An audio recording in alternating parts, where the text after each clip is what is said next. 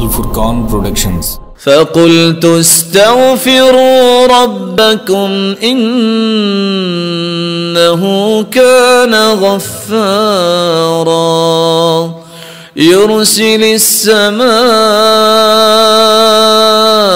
عَلَيْكُمْ مِدْرَارًا وَيُمْدِدْكُمْ بِأَمْوَالٍ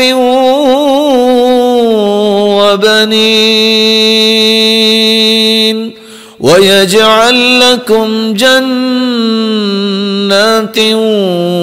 وَيَجْعَلْ لَكُمْ أَنْهَارًا مَا لَكُمْ لَا تَرْجُونَ لِلَّهِ وَقَارًا۔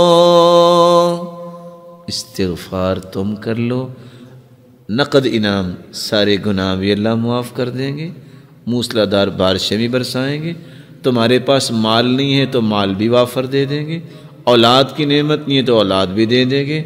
تم سارے پھل تو کبھی کھائے نہیں تم نے زندگی میں کہ سارے پھل ہی گھر میں لے آئیں پوری منڈی اٹھا کے۔ تم استغفار کرو، اللہ تمہیں باغات کا ہی مالک بنا دے گا، تمہارے لیے نہریں جاری کر دے گا۔ بلکہ دوسری جگہ اللہ رب العزت فرماتے ہیں جس نے زندگی بھر سکون لینا ہے وہ کیا کرے؟ وَأَنِ اسْتَغْفِرُوا رَبَّكُمْ ثُمَّ تُوبُوا إِلَيْهِ يُمَتِّعْكُمْ مَتَاعًا حَسَنًا إِلَىٰ أَجَلٍ مُّسَمًّى۔ استغفار کر لو، جب تک زندہ رہو گے اللہ تمہیں چین نصیب فرما دے گا۔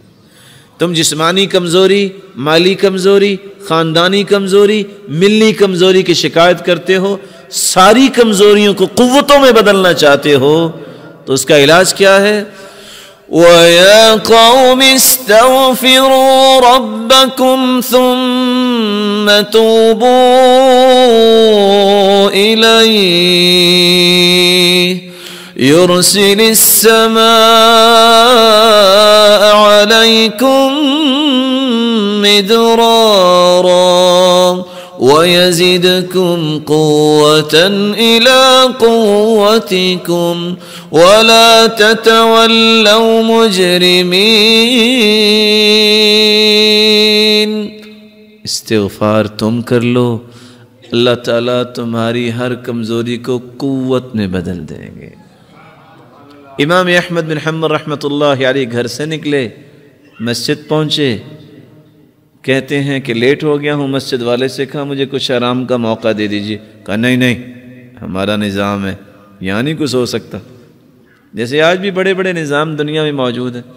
کہا چلو مجھے کچھ یہاں انتظار کا موقع دے دو۔ ابھی یہ بات ہو رہی تھی تو ایک نان بھائی گزرا جس کا کام تھا نان بنانا، اس نے کہا اس کو میرا مہمان بننے دو، آپ کیوں اس کو کچھ کہہ رہے ہو؟ گھر لے گیا، چارپائی پہ لٹایا اور خود آٹا لیا اور کیا کرتا ہے؟ استغفر اللہ استغفر اللہ، آٹا گوندھ رہا ہے اور ساتھ استغفر اللہ کہہ رہا ہے۔ اور امام احمد بن حنبل دیکھ رہے ہیں، پوچھتے ہیں آپ کو استغفار نے کچھ فائدہ بھی دیا؟ کہتے ہیں جناب فقیر آدمی تھا، جب سے استغفار کیا مال سنبھالا نہیں جا رہا، اور جب سے استغفار کر رہا ہوں جو خواہش کرتا ہوں اللہ پوری کر دیتے ہیں، لیکن چند دنوں سے خواہش کر رہا ہوں وہ صرف پوری نہیں ہوئی، باقی ساری پوری ہوگی۔ کہا وہ کون سی خواہش ہے جو پوری نہیں ہوئی؟